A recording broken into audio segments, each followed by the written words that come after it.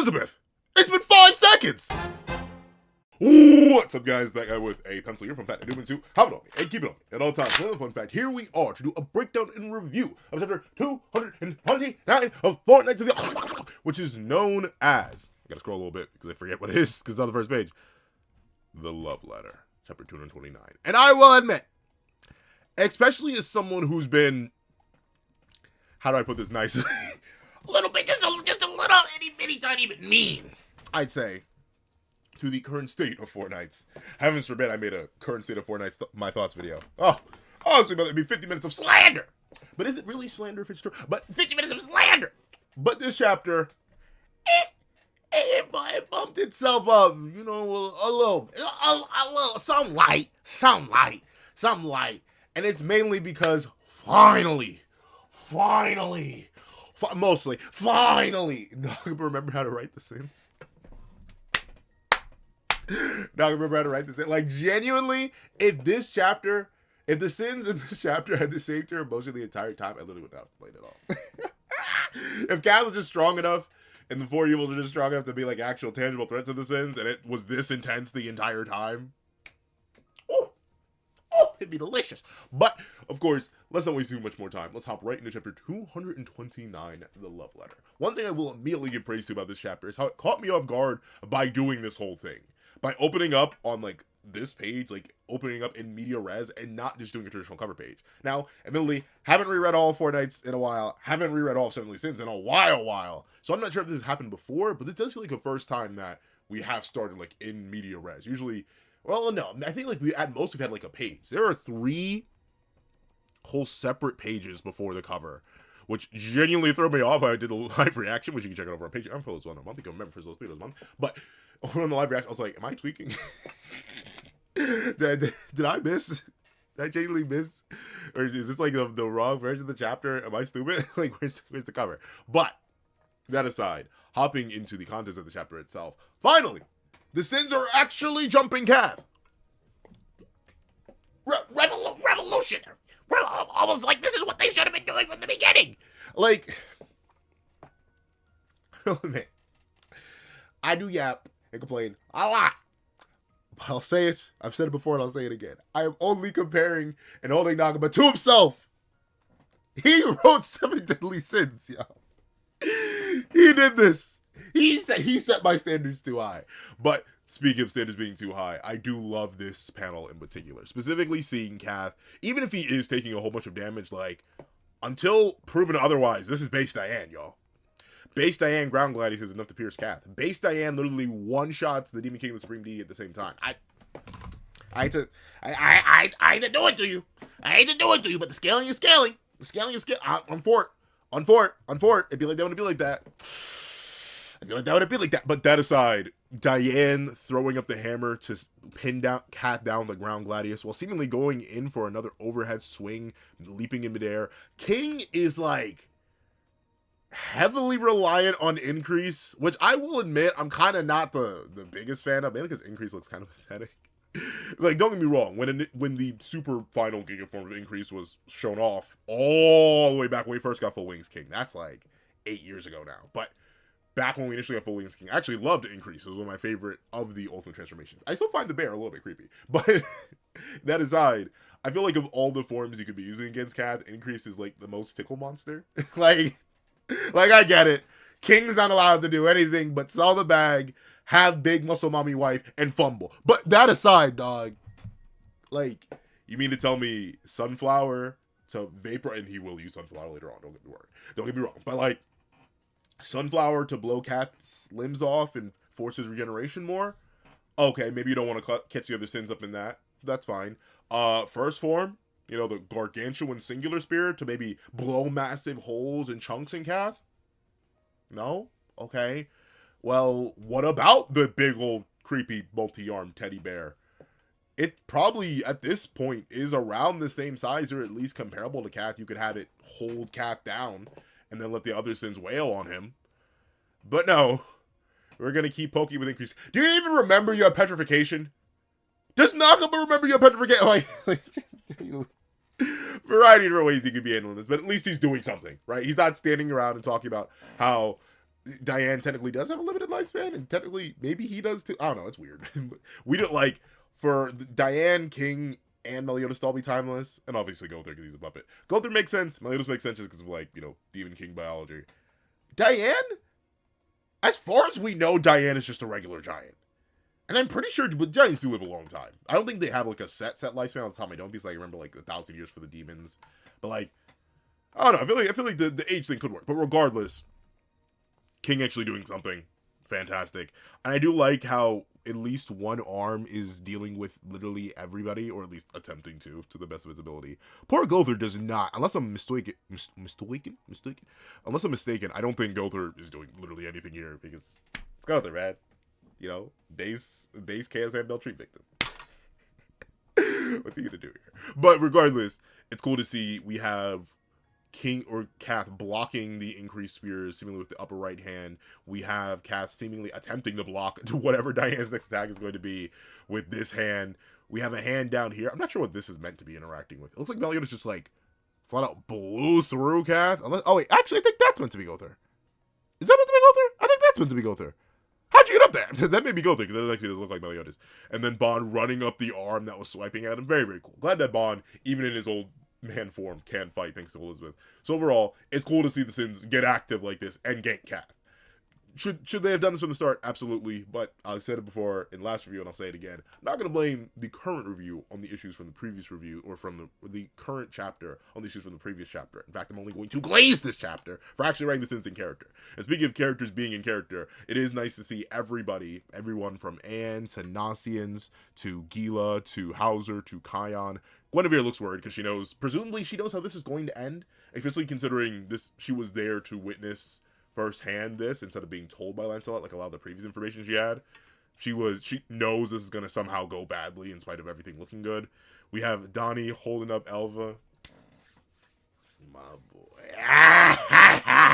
But regardless, with Donnie holding up Elva and using his shield to protect her and him, presumably. We see my poor boy Boris, who I still don't think has a magical ability, is cowering and hiding with Edlin as everything is blown apart. My glorious handsome King Pelio is doing good.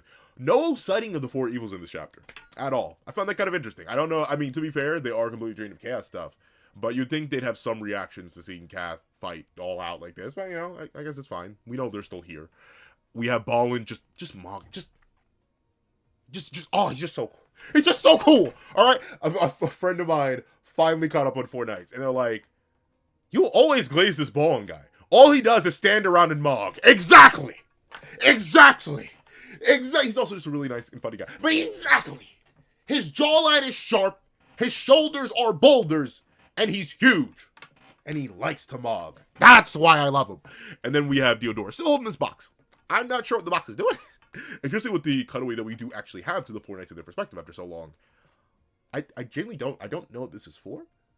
Maybe it's some sort of sealing spells. I don't know. But it is chained up. Diodorus still has it, and they're also still sweating. So this is presumably some Giga final ultra contingency plan. I don't know what it is. But we also get to see Slater holding Bartra's shoulder as Bartra cries tears. And essentially, darn it, I thought I was going to make it out of here before my daughter had to make it out of here. But now he's losing his daughter again. We have to remember, where is Margaret safe? Margaret is safe. Well, presumably is safe. She was in the kingdom. In fact, have we seen Gilthunder at all? Have we? Am I stupid? Have we seen Gilthunder at all in this whole little section? I don't think we have. That just hit me. I don't think we've seen Margaret or Gilthunder, so they're probably off somewhere. Meanwhile, their son is fighting here. But at least for Bartra, remember, he already lost Veronica. And while everyone in Leonis did get teleported back, we still haven't seen Griamore or Veronica. So I'm assuming Bartra is still, especially considering they just teleport everybody back. So who knows? Maybe Veronica is in the crowd, and Griamore is in the crowd, but he lost his son, or son-in-law, and his daughter, and is about to lose another daughter. And we don't know where the third daughter is. But we see Bartra crying tears and Isol crying tears, essentially as they are watching Elizabeth consign herself what seems like the death. I was hoping it's Celestial Realm Banishment, but to be fair, it's death in Seven Deadly Sins, the duology. It's not real. But essentially, Elizabeth is not getting the, "Oh, I'm too powerful to exist in this world anymore. Bye-bye." She's getting, I guess, I guess it's the whole idea that her human body can't handle the power she's wielding right now, so like she's gonna perish. Okay. Okay. Okay. Oh, and I do want to confirm, last chapter, apparently it was a mistranslation. There was no Elizabeth, the being that routed the Ten Commandments. It was like, the first part of the statement was right. The supreme deity decided to join the Holy War. That is accurate. So she was the one who routed the Ten Commandments. That, unironically though, it still, like, and you may be like, pencil, you're glazing. Especially if Mel was presumably, who was still presumably leader of the Ten Commandments at that point. Yeah, realistically, Elizabeth shouldn't have been able to route her equal and the rest of the Ten Commandments, but I personally think, if you've been on the channel for a while, you may have seen the video, I personally think leader of the Ten Commandments Mal, even without assault mode, would probably take all the Ten Commandments for a walk. Yes, even in their prime forms, no matter what, you can even throw Joel and Lexini in there, any of the replacements for Audra too. You can make it like the 13 Commandments versus Mel, and he'd still watch them all. That's how strong I think prime leader of the Ten Commandments Mel was, and Elizabeth is confirmed to be his equal. But specifically in terms of the mass healing thing, the perfect time original from the Supreme Deity, that was a Supreme Deity special. Elizabeth had never manifested that. And while I will admit I am kind of disappointed that Elizabeth isn't joining in on the fight at all, like that does kind of suck, because, you know, she was apparently once powerful enough to actually fight Prime A and Meliodas, and this is presumably her true magic variant, her equivalent, her god tier equivalent. It is rough that she stands around, and I'll get to her basically not collapsing, like she's not gone or done this chapter, but she really, like, I don't know how much time has passed in universe. It may have been like an hour in universe for all we know of her maintaining this, but considering it's only last chapter and then she's going to be faltering this chapter, it really is rough. But that aside, we see Elizabeth think of her baby boy as she goes, Tristan, I wish I could have held you close one more time and watch you walk down the aisle with Isolde. And we see the four knights are specifically exploring a realm. I don't even want to say this is Camelot. Presumably this is the faraway land that Bartra's prophecy mentioned. If you'll remember, right around, I think it was like 209 or 207, it was Bartra had another prophecy that the four knights will travel to a distant land and encounter a band of knights from there. So we know that the four knights are traveling there. And presumably this is still to find the Merlin, like the real Merlin, as the Merlin that was devoured by Cath was just the puppet that she was using as a connection link. And it seems like the four knights are here. We have Gawain in the air. We have Lance. He loves the sin form, man. He will never leave the sin form. And then we have Percy at the back and Tristan walking. Tristan has kept Dragon Handle, which I do think is a nice detail. Notably though, did they? I mean, I'm guessing they probably do have their new sacred treasures at this point, because Lance, at least in Guinevere's future Flash, did seemingly have a spear that looked like a sacred treasure. Like we saw it very recently again. So, like, I'm assuming Lance has a sacred treasure. We just don't see it because he's in sin form. Gawain likely has a sacred treasure, but she probably summons it to herself. She probably doesn't keep it on her. We already know that Percy has his sacred treasure tier weapon in the Four Circular. Wow, I'm proud of me for remembering that. The Four Circular. And Tristan, Dragon Handle was made by Dubs, but it doesn't, like, it's not a weapon. It's a handle. It's only a part of the seal. So, I don't know. This does hardly confirm, though, that at least seemingly with the sins, like, presumably, like, dying out here, that whole plot line of, you know, Meliodas or any of the non-human races getting sealed away in the Covenant of Eternal Darkness, likely not going to happen. It's here with Tristan, right? So that sort of does completely, not like completely erase, because as long as it exists, it can still be a possibility. But after Meliodas is dead, like, I guess just to seal off the other non-human realms in general, all three of them. Like, giants just exist in the mortal realm. Like, I still have no idea. But, like, and here's the thing, right? I guess another thing I'm wondering, what happens after this? like narratively, I've been so wrapped up in the moment of admittedly hating on some current Four Knights that, like, the future is kind of weird to me. Like, Cath is going to win somehow, right? Just like with his silly move at the end of the chapter, he's gonna win somehow. But if he's going to win somehow, my main question following that is, well, is he just going to go back to ruling Camelot, or is he actually just going to destroy everything now? Right? Like what is the move? Like, what is the next step after this? I don't know. We do have, like, notably, with the Four Knights following the one final prophecy that's held by Bartra, I generally have no clue what's going to happen after this. Because unless Cath does what he did to the Four Evils and just, like, chaos mind wipes everybody, and then they all go back to living in Camelot, this, then the third, and then they still have to go, like, strike down Camelot with its great power that they need from Merlin. I don't know. I don't know. Once again, I flip back and forth on how long is Four Knights supposed to be? Because I feel like we have little direction set up from the continuation of the Cath fight, because once again, Cath currently is our main antagonist. Unless we're gonna Sonic and the Black Knight this, except Cath is the King Arthur in this scenario, I have no idea what the future is going to hold. But speaking of Elizabeth's dynamic with Tristan, let me read this page and I'll go into it. But instead of that, I will watch over you for all time. We see Tristan, who was walking along, suddenly turn, and we see Tristan go, or no, Percival goes, "Hey man, is something up, Tristan?" And Tristan wins. I'm so stupid, bro. His wind flaps in his cape. His cape flaps in the wind as he shows off the jawline and goes, I don't know, but I had a feeling that I could hear Mama's voice. And we have Goddess Elizabeth. No, or I suppose like Supreme Deity Elizabeth. And that is cool. We do know that obviously these deity tier characters do have really like genuinely weird interactions with interspatial or like realms and stuff like that. Obviously the Supreme Deity, the Demon King, and the Fairy Tree all created their own separate realms.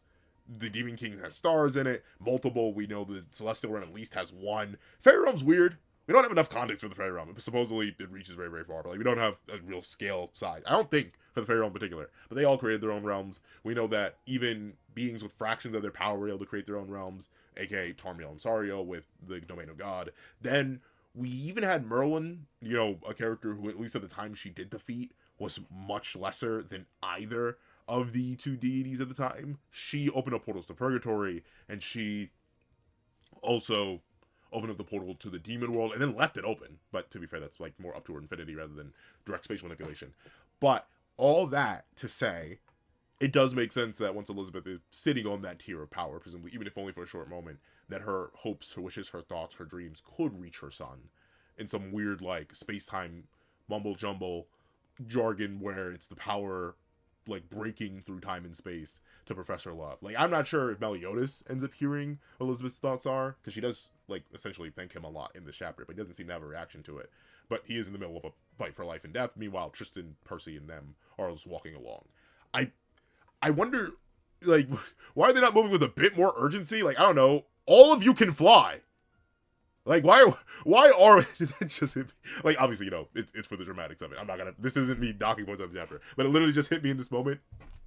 Every single one of you can fly freeform. Why are you not, like, especially knowing that they, presumably, they knew that the Leonis crew was going to enact the rob Arthur plan, at least what they thought was Arthur.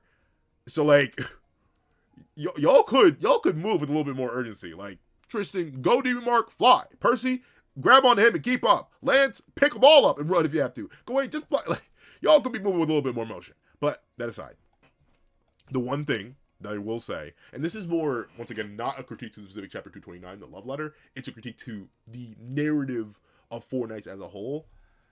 I really think we should have gotten more Elizabeth Tristan stuff in Four Knights itself. I think we got, I understand why we didn't get much Tristan Mel stuff. He's still dealing with a lot of the whole, like, demons are kind of evil. like he literally had Seven Deadly Sins plot downloaded into his head. And as much as Cath the Usurper came out at the end and all the chaos stuff happened at the end, Seven Deadly Sins is a story of, man, demons sure do suck for a whole really, really long time. And plus, he's half demon, he lost control, he scarred land. Like, Tristan had a negative relationship with his demon side. So I get ultimately why it's only once he realizes how weak he truly is, and like how much he needs to lock in Twin, that he goes and actually trains with his father. I wish that was longer too. Like, don't get me wrong, but fine. That makes sense in character. For someone who supposedly loved his mother so much, I do believe that Tristan did genuinely love his mama, and his mama genuinely loved him. I do wish we got more interactions between them. Like, I legit can't remember any of them. And that may be for either lack of existence or just maybe they just weren't memorable. Like, I know when Elizabeth was, like, just properly reintroduced after Carther's initial invasion into Leonis. Like, well, actually, no, that was the Perks Platoon meeting, Elizabeth. That wasn't Tristan. It's like, Jay, I don't remember any interactions with him. And that's a little bit sad. That's a little bit sad. Like, one of the perks of having a sequel series is seeing the previous series characters interact with their kids. And admittedly, as many issues as I do have with how Boruto does handle that, I feel like Sakura should be way more involved with their daughter's life. But I will give this Naruto Sasuke, kind of 50-50. But like Naruto did have a very interesting dynamic with Boruto, with Kawaki, like, and Kawaki wasn't even his kid. But for Elizabeth, I feel like we didn't really get as much as we could have for this to hit as hard as it could. Like I was about to say I'm neutral on Elizabeth. I like Elizabeth, but especially in Four Knights, as much as I do agree now that like whatever Nakaba's talking about, oh, you don't have to read Seven Deadly Sins. Like, this is one of those cases where if he was telling the truth, Elizabeth is a non-character in Four Knights. She literally, like, she's done nothing. She's gotten glazed here and there have been questions asked about her history, but like she hasn't done much. This doesn't, like, this chapter and her possibly fading away or being sent to the celestial realm, whatever it is. No, presumably it's her. Like, it doesn't hit as much because we haven't gotten like real Elizabeth content in maybe like 7 or 6 years. It's probably more. For this has been going on for a while. Like, it's been a while since we had any real Elizabeth content. So this is unfortunate. I feel like just because of how the narrative is structured, this moment for Elizabeth doesn't hit as hard as it could. But it'd be like that when it'd be like that. But we see Supreme Deity Elizabeth essentially facilitating the entire interaction, right? Cath has at least finally been buffed enough that he is truly causing comparable and lethal damage, or not lethal, but, well, I'd say lethal damage to the Sins at this point.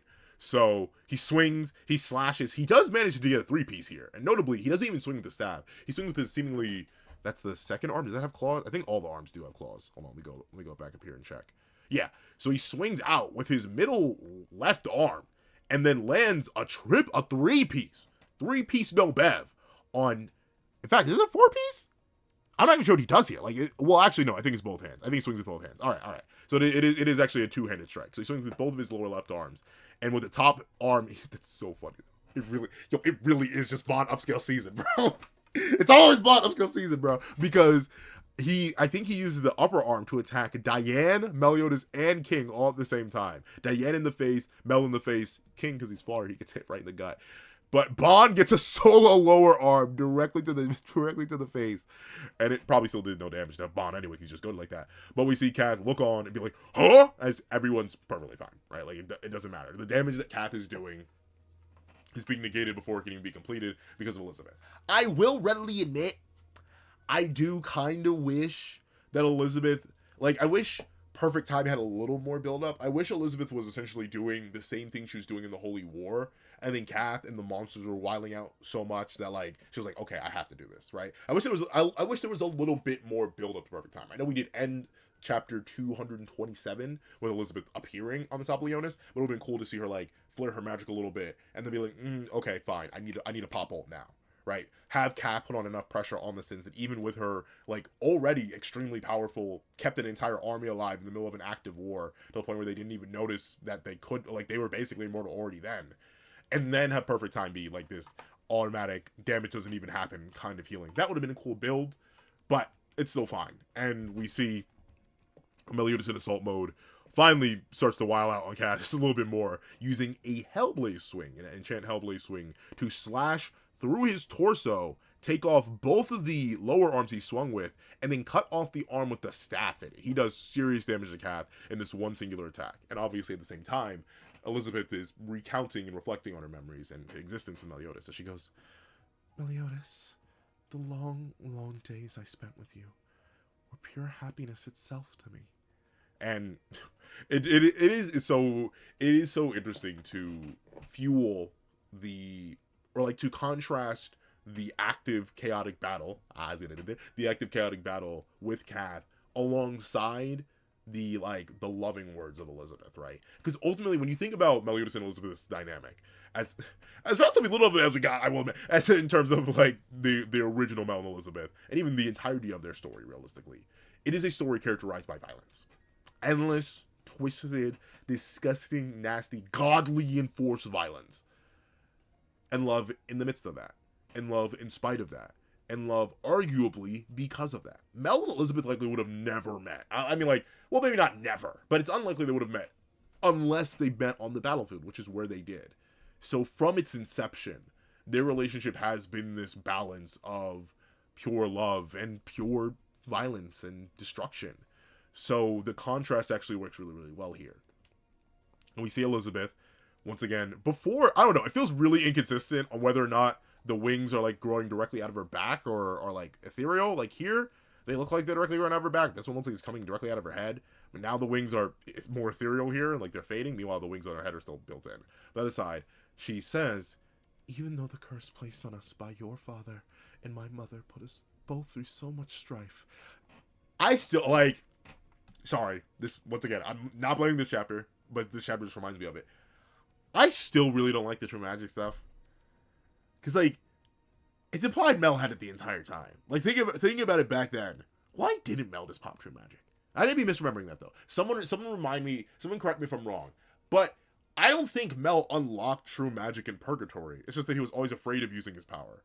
It's never implied that he unlocked that somewhere over the 3,000 year time skip. Just like Elizabeth popped her true magic form right now, Mel could have popped his true magic form at any time.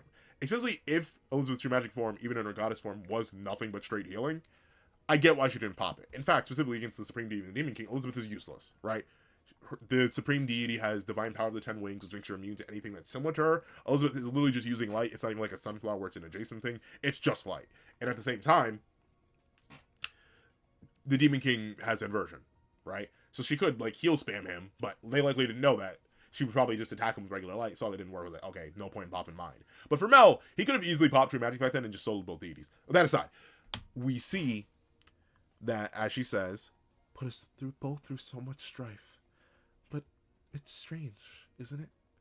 Looking back, I now miss all those moments so terribly. And it is true. Like, notably, this is what leads, obviously also literally collapsing later, but this leads into the idea of her she's dying, right? Like, ultimately, her mortal form is presumably unable to handle this godly level of power. Because unlike Mel, she is in a human vessel. Her soul is goddess based. Her soul and biology, like, she's weird. She's like a hybrid right now, technically, because Tristan is like just a goddess at base. Like, he just has goddess biology. He doesn't, like, it's not like just his soul is goddess. Tristan does seemingly have base goddess biology. And with that being the case, it is in those moments towards the end, or even when you think the end is coming. Because who knows? Maybe Elizabeth won't die. I'm 50-50. I want all the sins to die at this point. You can just wipe them, honestly. But I don't buy it. I don't trust you, Nakaba, in terms of that specifically. And it's a couple other things now. But that aside, Elizabeth is now thinking of all those lifetimes, that guarantee of life, right? That sort of came with the curse is now gone. She knows when she dies here, she's going to be consigned to the capital of the dead. And presumably, under the assumption that I believe she's under, that they're going to win this fight, she's going to be alone. Meliodas can maybe come visit. They do know how to get to the capital of the dead. But unless Meliodas, it's essentially, think of it the same way that Bond and Elaine are in like a really messed up situation because of their respective lifespans. Ultimately, Bond was gonna live for a fraction of Elaine's lifespan the second he gave up the Fountain of Youth. So if Bond died, they either left Elaine and Bond in separate worlds, or Elaine would have to. And now it's the same thing. Let's say Mel lives this fight. They beat Cath here, but Elizabeth dies. She's now going to be separated from the man she loves, possibly for eternity. Remember, the Demon King was over 1 billion years old. Mel only just started aging again 18 years ago. Actually, a little bit before that. Yeah, a little bit before that. But like a little bit earlier before that. Mel is going to live basically forever. So in order to join Elizabeth again in that world beyond, if he wants to do it permanently and actually spend his time with her, he would have to boom himself. So it's a really jacked up situation for both of them. And it was something that these two were going to have to tackle eventually because Elizabeth was in a human vessel. And even with her being confirmed to be like a weird goddess-human hybrid, it never seemed to be implied that she got the super giga extended lifespan that the goddesses have. Like, Ludashell is 10,000 years old. That's still, like, I look that up every time. I'm like, why? Ludashell is older than Chandler and Cusack. They're only 6,000. You may be able to argue, though, that Chandler and Cusack's age are, like, their moment of birth, quote unquote, maybe when they split from being the original demon. So, like, the original demon may be way older than Ludashell, and then you stack Chandler and Cusack's lifespans on top of that. But it still isn't saying that Ludashell is 10,000. I think Tarmiel and Sariel are also like 7,000 or something. Like, they're old. But I don't think Elizabeth got any of that. So we see that Elizabeth is now thinking about that. One thing I do want to note real quick, because it always catches my eye, just as much as the pee thing that Cath does catches my eye. It really is the lipstick that takes these characters looking their age to back to children. Gosh darn it, Gila had the same issue. We're like, Elizabeth looks really, really young here. But that aside, we see Meliodas lunge in. Cath, in the midst of his recovery, does manage to, notably, it is a little bit weird. Like there are some cuts, because you can see here that Cath gets slashed. This is a complete follow-up to this panel. But then Cath just, I guess, instantaneously heals because he has the staff back in hand, even though he literally lost the staff hand. So he pretty much insta-heals before Mel can get another attack off. And then launches, I forget what the attack is called. Festival of Light and Darkness? Festival of like, Holy and Evil, I think. He launches it in at Mel. But Mel, once again, thinks Elizabeth takes basically no damage. And notably, a lot of people did point out, I was also very confused with this, why is he not accidentally, even if accidentally, doing the annihilation thing? If you'll remember what Tristan did at the end of part 1, where he took light, he took darkness, he smashed them together, and then boom, that like created, like, existence erasure plus. Like, it's weird.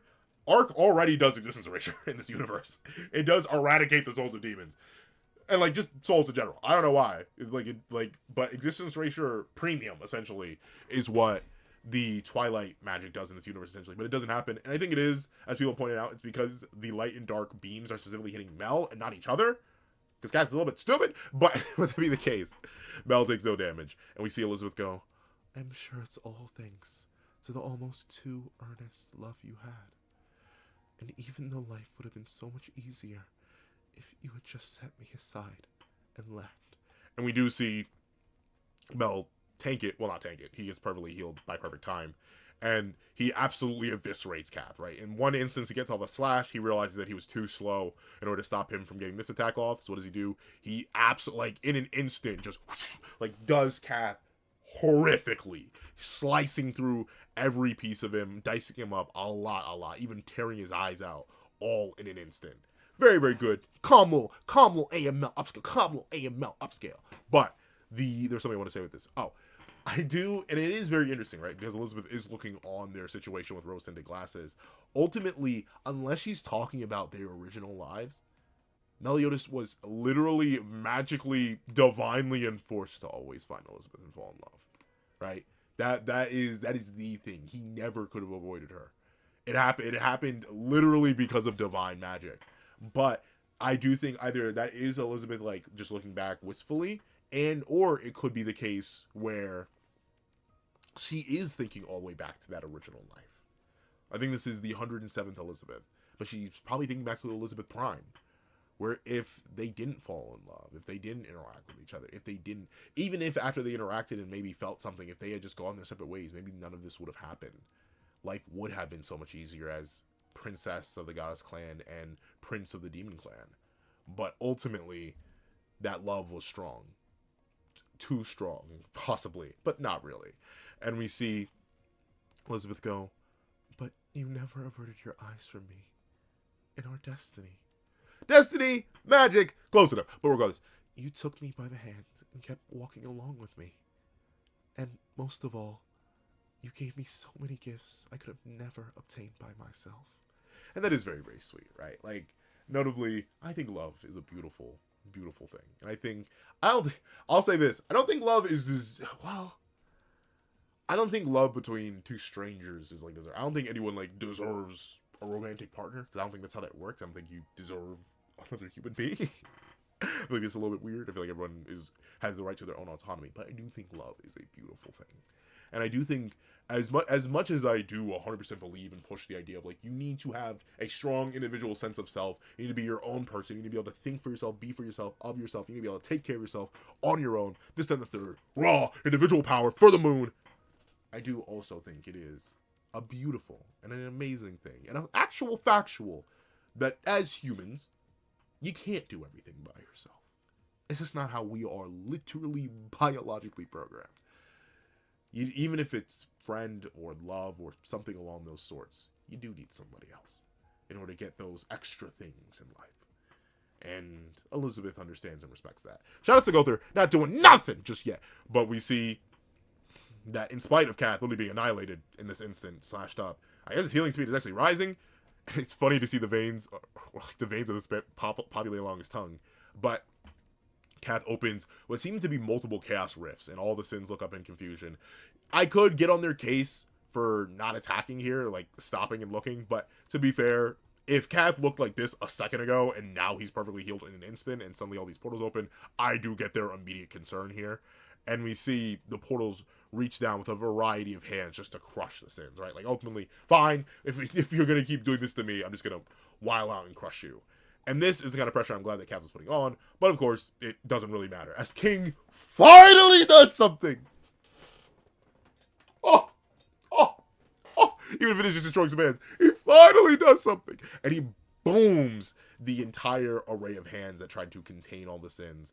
And I love this silhouette, where it's Cath mostly blacked out, but he's usually black skeleton or a chaos eye is only bright white here, and he literally needs to turn away from the burst of light. Very, very cool. And King pulls out this Sunflower. I will admit, though, in comparison to the second stage of Sunflower, actually like that one more. But I think it's just because we never really see this one fully open, and the stem for this one is so long.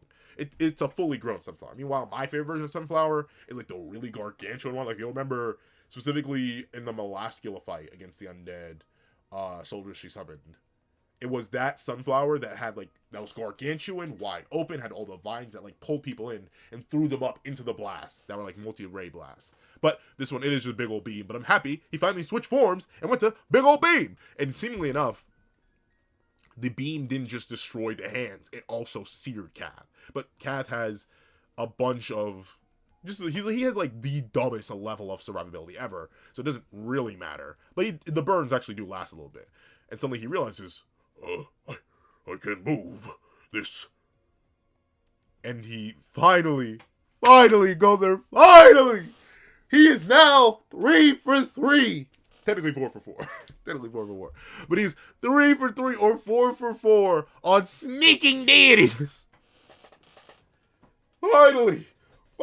Notably, though, it is very important to note, he can only take 2 of Cath's arms. So it does like kind of show an upper limit to go through his abilities here. He isn't using Herod, weirdly enough. I don't know. That may just be like an art error thing. Like, he should have Herod out here. Why would he not be using a Sacred Treasure? But he holds only 2 of Cath's arms and can't take control of Cath's entire physical form. So I do think that is meant to be like, yeah, Gother's strong. Gother's a Hax beast. He can definitely interfere with beings much higher than him. But even still, with all of the power that Gother has gained, he still is limited, relatively speaking. And we see that Elizabeth says, all the bonds join forge with our companions. And the humans go! And we see, once again, I'm gonna keep pushing it. I know I can say once again too much, but furthermore, I think this is Base Diane. I haven't seen a lick of Drolls dancing. Not a lick of Drolls. Base Diane buries the back end of Gideon. Not even that. She said no hammer time. Stab time. And she just, right in the Cath's shoulder, dog. Straight hamming into that boy. Frying him. Delicioso. And we see the humans go, whirl! As Bond, bearded up, old as all, get out, not caring at all, just eviscerates Cath. Like, it's like in a single, I'm assuming like assault rush or assault hunt. You know how Mel did this? And like slash Cath's arms off? I don't know, man. Bond up's gonna go crazy, dog, because he does technically like eviscerate Cath's head. He does what he did to the...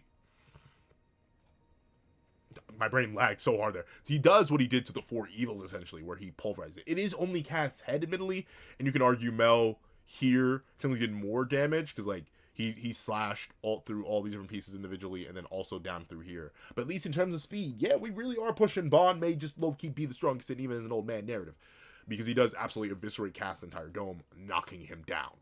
And there's something I want to say here, specifically about Cath. What was it? Cath something. Cath, it's something to do with... I genuinely don't remember. I think it's something to do with like the Cath possession theory, but that Cath possessing Bond theory, but we'll see about that. But we see Ballin, still Morgan, go, we can win it. And Pelio goes, they're pushing him back! And we see Cath go, darn you, I can't rebuild myself in... And that's interesting. It's very interesting for Cath, and I'm not sure what the original Japanese text says, anyone let me know, that he says rebuild myself. That implies that the Chaos Immortality is a much more active process than Bond's immortality ever was. then that's very interesting. Notably, the thing with Bond's immortality is that he never really had to like worry about it or think too hard about it. He was just immortal, right? It was like a feature, right? Like you don't think about pumping your own heart. That's not something that happens. You can be forced to manually breathe. I'm gonna start doing that now because whenever I cast that spell on other people, I cast it on myself too. But you can be forced to manually breathe, but you can't like you don't force to manually pump your own heart. If you were, if I had to manually pump my own heart, I'd forget and just immediately drop one day. But in that same case, that was Bond's immortality. It was like his heartbeat. Meanwhile, Cath is consistently manually breathing, essentially. He is forced to actively think about reforming himself into this state, which is interesting. Meaning, hypothetically, Cath could be worn down. I do wonder, though, is that like universal? Like is that even if Cath hypothetically had the full power cast, would that still be a thing, or would it become like an immortality thing where it's just passive? But regardless, we see as he can't rebuild himself in time from Bond's attack specifically, right? Bond only destroyed his head, but he couldn't reform himself in time from that. Meliodas instantly peppers him down with a trillion dark. He was like, "Wait, Bond, you're doing too much damage, dog. You're kind of outscaling me right now." And he immediately blows through Cath with a bunch of trillion dark spears. And we see Meliodas reaching out as Elizabeth goes, "All that shining love you constantly provided. And finally, that beloved son of ours." Oh, I need to talk about that. This is what I want to talk about. The things that Meliodas gave Elizabeth, right? The many memories across the 100 lifetimes, the bonds forged. And like it is honestly kind of true, especially for the sevendeadlysins. They would not have existed without Mel and Elizabeth's love. At least in terms of like the organization and the group. Like Elizabeth and Diane, as little as we do see them interact, as little as we see Elizabeth and Four Knights, they are like the best of friends. They do deeply care for each other. We see that in original sevendeadlysins. Elizabeth wouldn't have had that connection. She wouldn't have had, well, to be fair, we don't know how many connections that Goddess Elizabeth had in terms of like the original cast from 3,000 years past. But still, the bonds of the sevendeadlysins and even the very kingdom, everything is all because of her bond and love with Mel. All the courage to need to stand tall for someone even alone. I feel like Elizabeth had that on her own, considering she was the Bloody Ellie, but still, Mel helps reinforce that. And the shining love, and of course, the beloved son. Now, I don't have kids, but gosh darn it, man, like, just knowing how I react to other people's kids, like, oh, that's the most beautiful thing I've ever seen, man. Though some of them, I'm like, did you put in any work? And I have to say that to both mother and father at times, where I'm like, that baby look nothing like you, and you popped them out 9 months in you, and they look just like they daddy. And it's funny because I literally look exactly like my mother. I have like you have to stare at me and my dad right next to each other to see any overlapping features. If you just saw my dad and you saw me, no link context, you would not think that I'm literally his eldest son. But that is just how genetics work out. And you, of course, have Tristan literally not necessarily, he does have his father's face, but at least his mother's heart. And of course, yeah. I mean, maybe eventually you can make a kid on your own. Some species can. But, of course, the beloved son. And we see Tristan start to cry unconsciously as he realizes that, wait a minute. I shouldn't even... Wait a minute. What's this feeling, bro? I feel like my mama causing drama, bro. What's happening? But we see that Cath is efficiently laid out. He still is regenerating and reforming, though. You can see that the holes that were in him are already closing. Like, Cath is seemingly, now that he's in active combat, his regeneration and healing speed is getting a lot better. Of course, though, it's still Cath. He's got to be a pathetic little bum, right? Like, come on. We know what series you're reading. As he goes, no, stay back. Stay away from me. This is our very villain.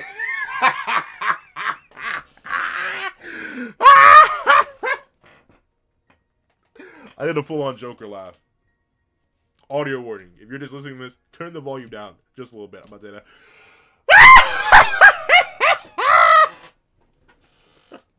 Bro. Our villain.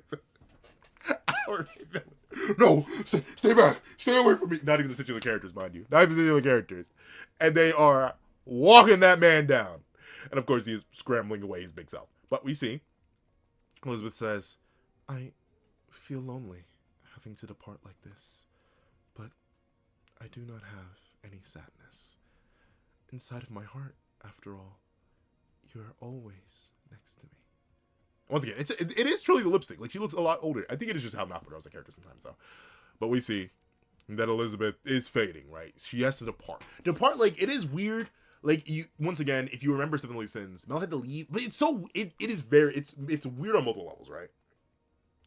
Because the Demon King never mentioned about having Demon King tier power, meaning he couldn't be in the mortal realm. That never seemed to be a thing. In fact, remember, he was presumably trying to manifest in the mortal realm twice in both Meliodas and Zeldris, and he wanted to take over the mortal realm. Like I don't know how he couldn't exist there. I always thought it was like 2 Demon King powers, but now we have a Supreme Deity tier power, and the Supreme Deity also manifested in the real world. No problems, at least no stated problems. And Elizabeth's talking about departing, not dying, but depart could still be death. And with her statement, inside my heart, you are always next to me. That it's death flying a cloud, right? And we see that Cath goes, "Gah!" He swings out because he's scared of the big scary demon man flying towards him. And we see that he does actually manage to slash AML's face. Mel doesn't worry about it. And it basically closes just as quickly as it opens. But the damage lasts. It lingers for even a second. And we see that Cath decides to immediately anger me and go, "Did you just plead for a moment?"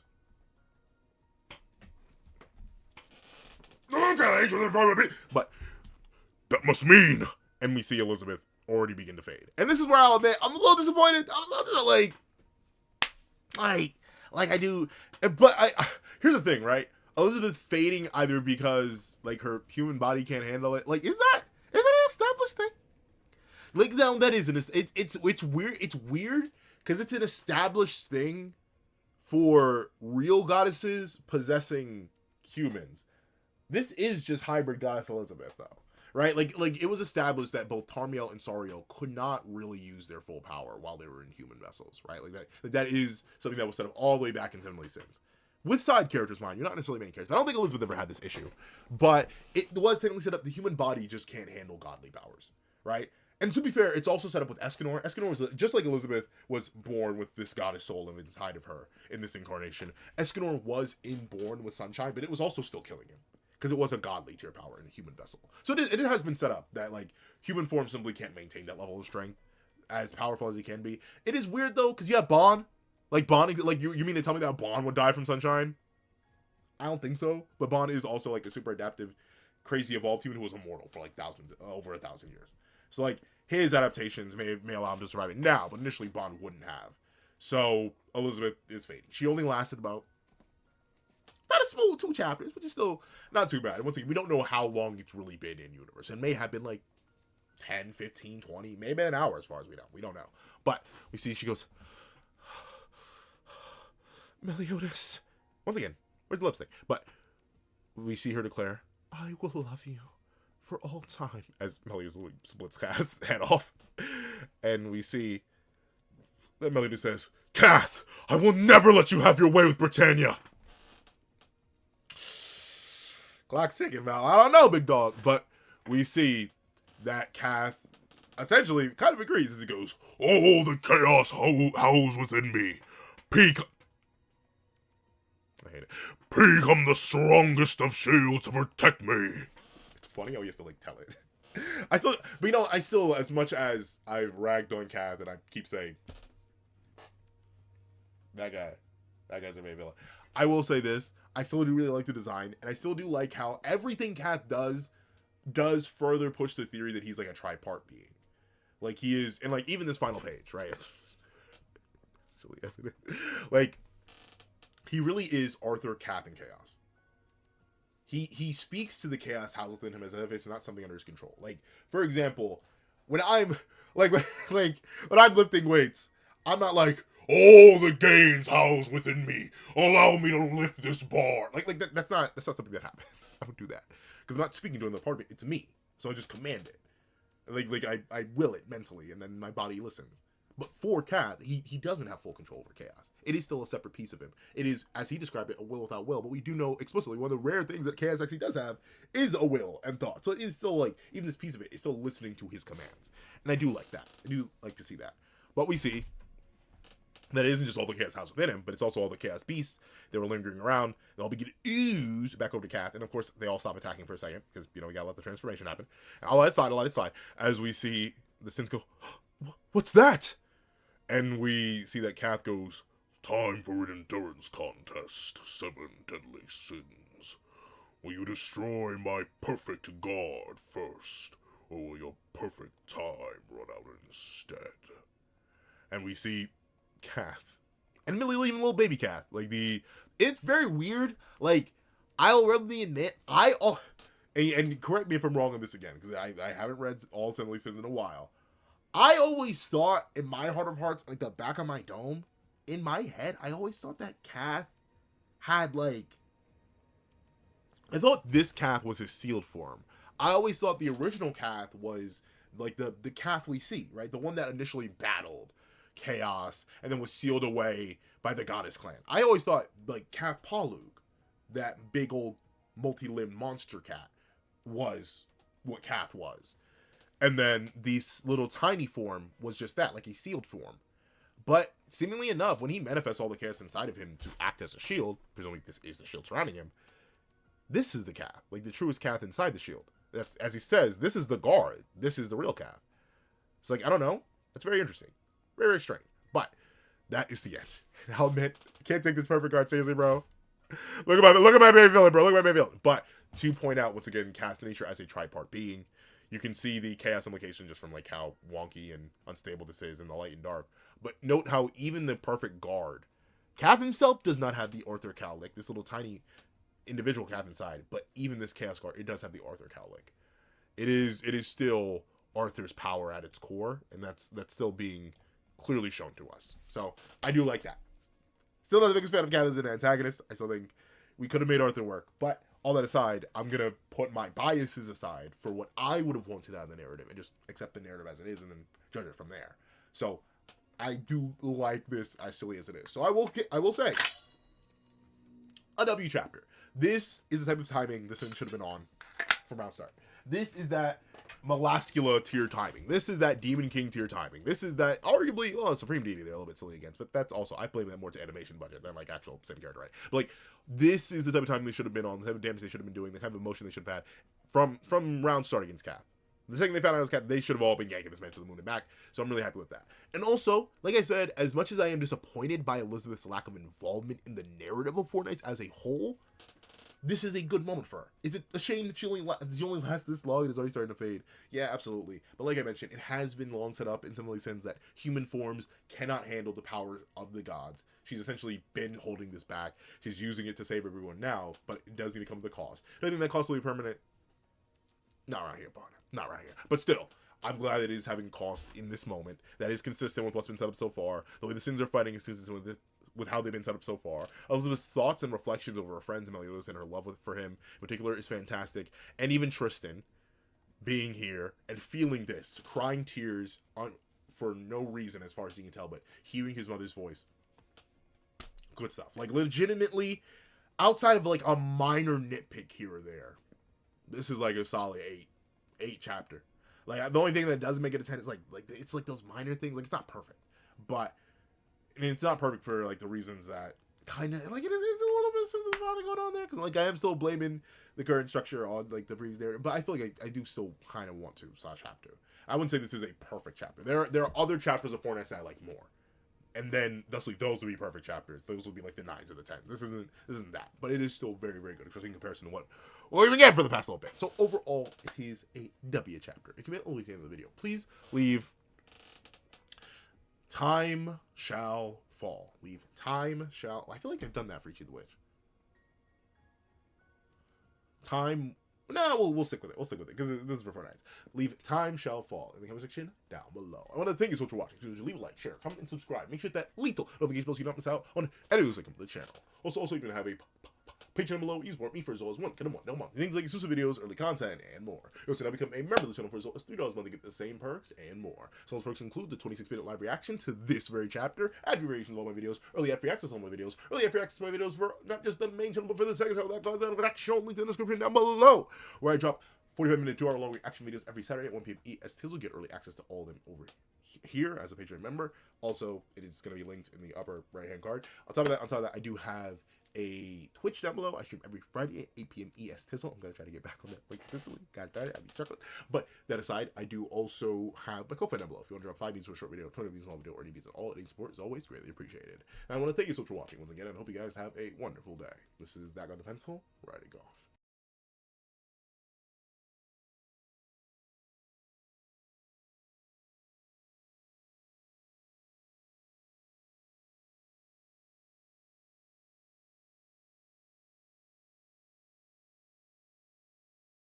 Alright, lady, thank you to our sketch tier members: Eternal Flame, Red Wolf 4765, Astro, Glacier XZ, Zera, J2MA, Bura Ura, Yuki Ally, Grim, Ollie, The Boy, Corey Watson, Damon Brown, Dino, Tim Thomas, Kaving, ORXN, Logan Guzman, Dead Meme, Keon Stewart, Donovan McIntosh, BNA DNA, Edwin Ingbi Straw, Antavius Mitchell, Superflame Zero, Weary Exile, Alex Kenny, Todd, The Practical One, Landon Clapwick, Heath Nelson, CAET, Jagoda, Plant Crone, Striker Man, Brendan Payne, Black Sage, Multi-Batman Superman, Zalims, Joe B, Sleepin' John, The Young Family Pastel Pandora, Mo City King DKG, Andream Bonet, Akolade Babatunde, Romano Furin, Sky XT, Victor Jacobs, Axis XC, Osin Tabwit BDM, Kingly, at JDog2656, Union Eye, Marisol Boyd, Funny Dude, Benzi Shear, Magic, Sino King, Sheesh King, Aswin Hedi Placetia, JMB KD, and CCC. Then, let's give a thank you to our line art tier patrons: A+A, Dread Zoan, Kevin Encarnacion, Lil Kodo, Midnight Lord 21,